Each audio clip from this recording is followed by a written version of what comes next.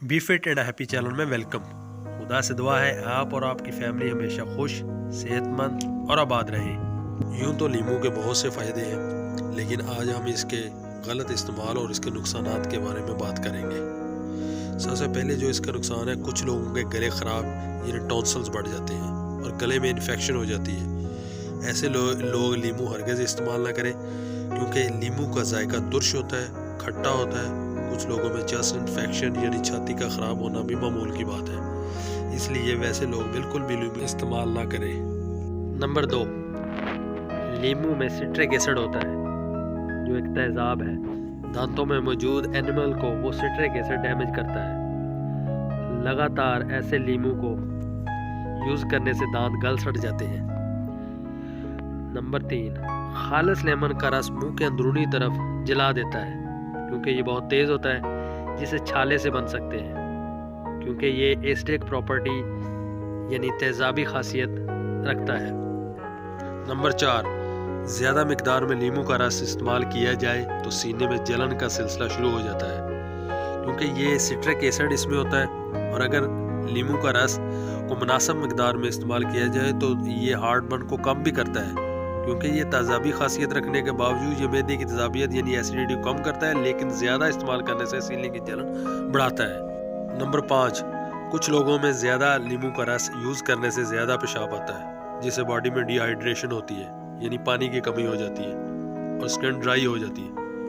Number 6, कुछ लोगों में लीमू का रस इस्तेमाल करने से मैदे में तेज़ाबियत ज़्यादा होने की वजह से जब जलन होती है तो इस तरह आहिस्ता आहिस्ता मैदे में अल्सर हो सकता है, इसलिए वैसे लोग लीमू का इस्तेमाल बिल्कुल ना करें या बिल्कुल कम करें।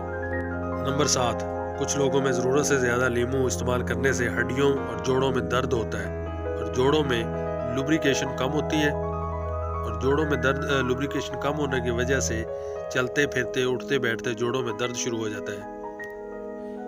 नंबर 8, क्योंकि लीमू में विटामिन सी की काफ़ी मिकदार होती है, ज़्यादा लीमू इस्तेमाल करने से विटामिन सी भी ज़्यादा बॉडी में जमा हो जाता है जिस्म में, तो विटामिन सी आयरन को जज़ब करने में, अब्ज़ॉर्ब करने में बहुत ज़्यादा मदद देता है।